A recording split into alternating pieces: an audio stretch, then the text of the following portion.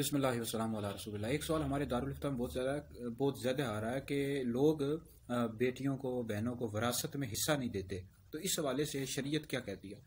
تو یاد رکھیں، وراثت میں حصہ نہ دینا بیٹیوں کو بہنوں کو یہ ناجائز ہے، حرام ہے، بہت بڑا ظلم ہے جو ہمارے معاشرے میں ہوتا ہے۔ اور وراثت میں بیٹیوں بہنوں کو حصہ اللہ رب العزت نے عطا کیا۔ قرآن مجید کا اگر آپ مطالعہ کریں تو اس میں وراثت کے مکمل طور پر مسائل بیان کیے گئے، اس میں بیٹی کا بھی حصہ ہے، بہن کا بھی حصہ ہے، ماں کا بھی حصہ ہے، ان سب کے حصے بیان کیے گئے ہیں اور نبی کریم علیہ الصلوۃ والسلام نے بھی بیان کیا ہے۔ تو بہرحال وراثت میں جو حصہ ہے بہنوں کو بیٹیوں کو یہ اللہ رسول نے عطا کیا۔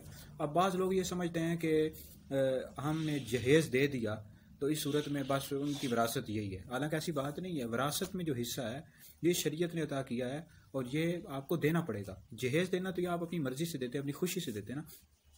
ابن ماجہ شریف کی ایک حدیث مبارکہ کا مفہوم ہے کہ نبی پاک علیہ الصلوۃ والسلام نے ارشاد فرمایا کہ جو اپنے وارث کی میراث کو قطع کرے، یعنی اس کو حصہ نہ دے وراثت میں سے، تو اللہ رب العزت ایسے بندے کا جنت سے ہی راستہ قطع کر دے گا، یعنی ایسا بندہ جنت میں نہیں داخل ہوگا۔